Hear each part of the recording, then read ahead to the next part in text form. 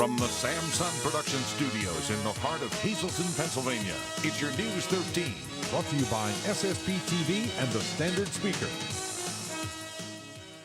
Big Brother may soon be watching in a part of Hazleton where crime has run rampant. Surveillance on Alter Street, our top story on News 13 for this Thursday. Good evening, everybody. Thank you so much for joining us. I'm Kathy Bazinski. Hazleton residents have been saying for months that the city needs to take a proactive approach in high crime areas. And now the city's responded with a surveillance plan. Christina Papa has more on how the plan developed and when it might be in place. Veronica is taking no chances when it comes to the safety of her store on Alter Street. That's why she has a 24-hour security system. In and out all around the building and the back, just to be safe for us and the employees. Ma and Pa's Deli is right in the heart of the business district on Alter Street. Veronica says her store definitely needs extra protection. Alter Street's not the same as it used to be back in the day, so now you definitely have to stay safe. I mean, there's been a couple of places that's constantly getting robbed here, so yeah. She's not the only one taking precautions. Residents on Alter Street have been calling out for help for years. When a concerned resident from Alter Street approached me and she said, "Chief, what about getting some surveillance cameras on Alter Street?" And it made sense. Chief DeAndrea has been looking for a vendor to design a system that fits the needs of Alter Street since that suggestion was brought to his attention almost 15 months ago. But this project isn't going to be cheap. I was able to free up last year about $30,000. The mayor had $23,000 from community development that was also put into that bucket. The city freed up the money for the project, but when Chief DeAndrea wrote up specifics for a request for proposals last year, vendors said they didn't have enough time. Based on that, we got permission from HUD to roll last year's money over into this year. With the extra time, Chief DeAndrea was able to rewrite the specifications. That RFP will be posted to the city's website on July 22nd for vendors to check out. Even though this project is starting on Alter Street, Chief says it has the possibility to expand. Wyoming Street, Broad Street, Diamond Avenue, 15th Street, 309. Those are the places that we'll look first to attack with the cameras and be able to monitor and watch. Camera systems on Alter Street may be installed as early as October. Christina Papa, News 13, Hazleton. Well, drivers beware, there will be some roads closed starting this weekend as construction continues in a number of spots around our area. Route 924 will be closed between Broad Street and Putnam Street starting this Saturday until July 27th due to the addition of a left-hand turning lane. There's about a 2-mile detour that'll be in place that'll take you down Washington Street to Route 309. PennDOT says that while this is a small inconvenience, it will lead to a great improvement for residents. What is happening here is they're actually putting in a left-hand turning lane. Because right here, when you come out onto Broad Street, it's very difficult to make this left-hand turn. So they're adding in a left-hand turn lane here at this intersection. In order to do that, they've widened the road, and they've we've had to take down one of the buildings that was over there. So they widened this road to allow for 3 lanes. But when it's all done in a few weeks, this intersection will then have a left-hand turn lane, which will be a very good improvement. But there's some short-term inconvenience that goes along with that. Again, Route 924 will be closed between Route 93 and Putnam Street for about 2 weeks, starting this Saturday, July 13th. Well, fewer older residents of Schuylkill County and their families are turning to adult daycare centers for activities and support. Adult daycare centers offer activities like outings for senior citizens during the day, as well as some medical assistance. Many programs are free, but over the past decade, some centers have seen a 50% drop in their enrollment. Care providers say they don't know exactly what's led to seniors shying away from the centers because the numbers of seniors has actually remained about the same. Still, they're hopeful new programs will breathe new life into the centers. I think they're right away afraid that if they do come to an adult center, they're going to end up into a nursing home, and it's not that. It's a preventative measure, and it's to keep their mind going physically, keep them active, keep them more involved in the community instead of being at home and isolated. I don't get out that much, so being there, I have friends there all the time. So we mingle and sit and do things, baking, cooking, outing, and we make things out of paper, get to mingle with all the other ladies. Care providers at most adult daycare centers offer free visit days for anybody who wants to see what the centers provide. For a list of centers in Schuylkill County, visit our website, ssptv.com. Well, students from all across Schuylkill County attended its first ever youth summit earlier this year. During that summit, they took a survey about what elected officials could do to improve the county. And as Matthew Petrillo tells us, the survey had some mixed results. The survey released today by the Schuylkill County Commissioner's Office was intended to start a new conversation about the future of the county.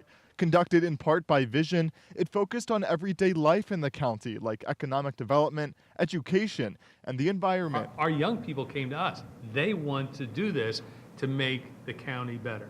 Some parts of the survey surprised the commissioners. For instance, just 17% of respondents said they'd like to live in Schuylkill County as an adult. 15% said they know where to start a business, and just 20% said Schuylkill County offered sufficient job opportunities. That's all you hear. We want better jobs. To look at the results that activities come to the front runner and jobs is the third. That was a little bit of surprise. Most surprising to the commissioners was a question that asked students the three most important things to them. Quality of life ranked first, while employment came in second. The quality of life, on that question of what are the three most important things you're looking for, quality of life was strongly the first one. So that is something we need to be thinking about. This county has done a very good due diligence and working hard to bring manufacturing jobs, other employment into this area, because naturally our heritage was a coal industry. Vision compiled more than 3,000 surveys and planned to meet with students again next month. Matthew Petrillo, News 13, Pottsville. And still ahead on News 13, sunny skies in our future, but we'll have to deal with a storm or two here and there. We'll tell you about it in News 13 weather. But first, he's a master meister with brews that are the best in the country. We'll tell you all about him when News 13 continues. He's the best when it comes to brewing beer. A man from Schuylkill County is a national award-winning brewmeister. Alex Sellen paid him a visit to try and find out his gold medal brewing secret. In the quiet town of Warwicksburg lives David Barber, a Lehigh Valley homebrewer who may look ordinary to you, but to homebrewers around the country, he's a living legend of sorts. That's because of his recent achievement at the 35th Annual National Homebrewers Conference. I'm very happy I won the award. And I was lucky enough to get the full tour. So lots of different varieties of grains, American grains, Belgium, British grains. And then this is where I store most of my beer, in bottles. Out of 3,400 contestants, Barber took home the Ninkasi Award this year for the highest score in 28 different categories of homebrew. So you can see he's not just making a beer or two, and Ninkasi is the Sumerian goddess of beer, so you can see how serious this medal really is. So you're really looking at those specifications and how they match up with the style guidelines. So it shouldn't have any off flavors like hot alcohol, or it shouldn't taste like buttered popcorn, things like that. Barber has been brewing beer for 15 years and won over 100 awards, but says he started simply because the beer in his hometown at the time in Florida didn't wet his whistle. It was tough to find good beer, and my wife decided that she was going to buy me a kit for Christmas, and so I could make my own beer, and so I blame all of this on her. So he brews everything from ales and lagers to ciders and meads, a sort of honey-made wine from the grain mash used for brewing. And remember, this is all still a hobby. Even though David's been homebrewing for 15 years, he tells me it's not that hard to do it on your own.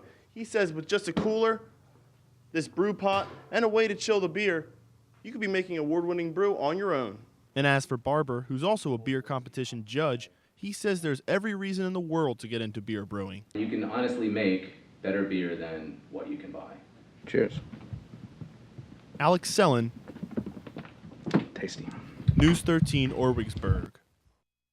And time now for our regional weather from the National Weather Service. Checking out the radar. All of last night's heavy storms are clearing out. Maybe some passing storms tonight through the weekend, but a lot of that depends where you live. The farther south, the greater your chance of storms. Creative Condition is all about the beach time. It's by Mackenzie, no last name, a student at West Hazelton Elementary Middle School, and she's at the beach with her entire family, and it looks like they're having a great time. Now let's take a look at News 13 weather from the National Weather Service for Greater Hazelton. For tonight, mostly cloudy with a chance of showers and thunderstorms, a low around 60. And for Friday, mostly cloudy with a chance of afternoon showers with maybe some thunderstorms mixed in, a high near 75. Slight chance of showers and thunderstorms at night with a comfortable low around 59. Heading to Schuylkill County tonight, scattered showers and thunderstorms with a low around 61. And for Friday, cloudy with a chance of afternoon showers or thunderstorms, high up to 76. Slight chance of showers at night, low down to 61 degrees. Well, do you like Legos? Well, you probably had them as a kid, but I'll bet you never played with them like this. Christina Papa went to a kids camp today where kids were building while learning. Ready, set, Lego. These kids aren't just ordinary Lego builders. These guys are building Lego robots. Lego Robotics Camp at Luzerne County Community College is a dream come true for any Lego lover. Well, I've been telling the kids all week that we're going to be engineers using math and science to solve problems and build things and work in teams. I really try to stress teamwork. I really like Legos. That includes Joey. He's only 5, but that didn't stop him from coming in to watch the action. And I saw all the kids building. I said, wow. Joey's grandfather couldn't get enough of the activities today. He says it's a great way for kids to learn and have fun. Anything in the summer with the children out of school and just to keep them busy, because otherwise it's just playing and watching TV or something like that. And this is very good. This is very educational for them. When the project's complete, the kids can get their robots to command to motion or light. Racing robots with a light sensor on it stops at the finish line. And today they're modifying their racing robots into battle robots. The little engineers spent the entire week building their Lego robots, but they say their favorite part will happen this afternoon when they, well, destroy them. Could like destroy other robots. We might be able to destroy other robots that people built. I'm really hoping to kick some butt. When their parents come, I just put them in a circle with other battle robots facing each other. I tell them to press go, and whatever happens, happens. Pieces fly, it's not rehearsed, and it's a big demolition derby until all the robots are destroyed. If you missed out on the action this week and would like to sign up for the Lego camp, you're not too late. There will be another camp for kids ages 12 to 14 next week. Folks who would like to sign up can contact Luzerne County Community College. Christina Papa, News 13, Nanticoke. Some pretty wild stuff there. And let's check the winning midday lottery numbers. Good luck if you play. The daily, 071, Big 4, 6799, Quinto, 98617, and the treasure hunt, 10, 22, 25, 26, 29. Hope you won.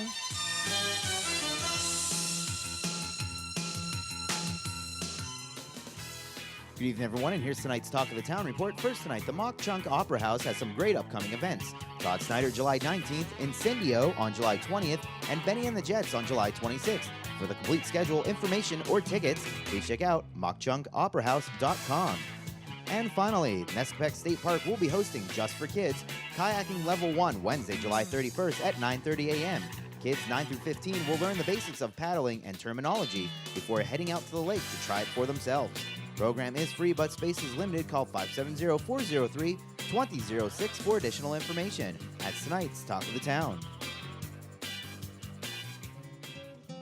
News 13 would like to send sincere condolences to the family and friends of these recently departed. Dorothy Barbara Dot Pacalla of Fern Glen. Funeral will be held Saturday at 10 a.m. in the Sacred Heart Roman Catholic Church. Friends may call at the church from 9 to 10 a.m. The Harmon Funeral Home is assisting the family. Mary D. Lazar of McAdoo. Memorial service will be held Saturday at noon at the Maria Assunta Society. Friends may call from 11:30 to noon. Arrangements are under the direction of the Mayo Funeral Home. Dorothy A. Greger of Drums. Arrangements will be announced by the Harmon Funeral Home. Lucille M. Fairchild of Hazelton. Arrangements will be announced by the Joseph B. Conahan Funeral Home. And Jerry Kukaitis, Zion Grove. Arrangements will be announced by the Harmon Funeral Home. Tonight's obituaries have been brought to you by the Smilax Floral Shop located on 15th Street in Hazelton. For delivery to all local funeral homes, call 570-454-0111. And by Doves of White, serving Schuylkill and surrounding counties. Call 570-205-1597. SSPTV Sports on News 13 with Fred Barletta Jr. Well, with 2 of the brackets of the District 18 Little League Tournament complete, the 12-year-old tournament, the 9-10-year-old tournament, the only thing left, the 11-year-olds, and we'll get a little bit closer to a champion there tonight. As long as the weather cooperates, we've got a couple of games down at Jim Thorpe. Here's what we're looking at. Now, first of all, in the first game, it will be Valley West taking on Tauminzing. This is going to be an elimination game. The loser will be out. That'll be a 6 o'clock game down at Jim Thorpe. Then they'll turn the lights on, and 7:30, it's going to be the Tamaqua Blue versus Valley East. This is the winner's bracket final. Now, the Rail Riders last night, couple of things. First of all, it was Derek Jeter's last game. More on that in a minute. He got the call from the Yankees in the wee hours of the morning, but they had an opportunity to get over that 500 mark, but it didn't happen. Rochester beat them 5-1 last night. Meanwhile, the Lehigh Valley Iron Pigs completed the sweep as they defeated Pawtucket 9-4, and all of a sudden, what looked like it was going to be a runaway, the Lehigh Valley Iron Pigs said, not so quick. Let's go to the standings. You can see that coming into this series, Pawtucket had a 7-game lead, and just like that, it's down to 3, and the Iron Pigs are breathing down their backs. Now, we go down to Scranton-Wilkes-Barre. First things first, you got to get to the 500 mark. They were there, had a chance to go over, and missed that opportunity. But look at this, folks. They're just 6 games back, and with all of July and the entire month of August to go, I wouldn't count them out yet, but let's show you can win a couple games and get over that 500 mark, and then we can see exactly what would happen. Now, speaking of the major leagues, this afternoon, it was the return of Derek Jeter to the Bronx. In his first at-bat, a very Derek Jeter-like hit, an infield single down the third base line. It counts. That's a base hit. The Yankees were down in this one, then took the lead. There you see the final, Yankees and Royals.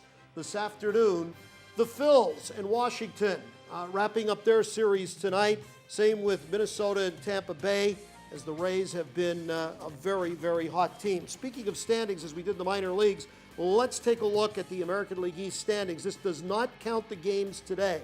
The Red Sox are up by 3 in the loss column over the Rays. The Rays are suddenly 12 games over 500 and playing great baseball.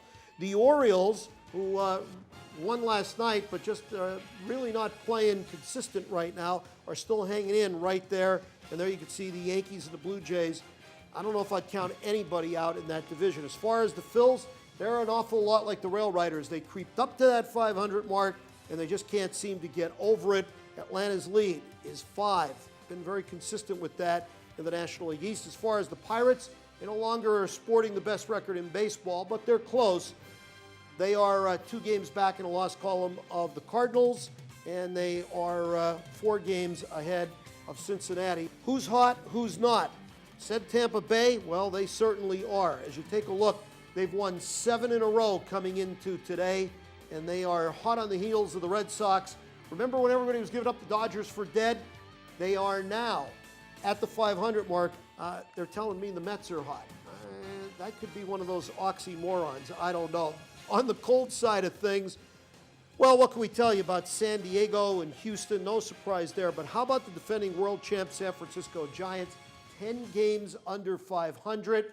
Who would have thought it? Just hard to believe, but we're more than halfway home. But the traditional halfway mark, the All-Star break, is just about upon us, so we'll wait and see. Tonight's sports is brought to you by Mountain Speedway. Here's a look at this weekend's action. It's going to be busy. The pits, well, 2 o'clock going to open up, and the grandstand at 5.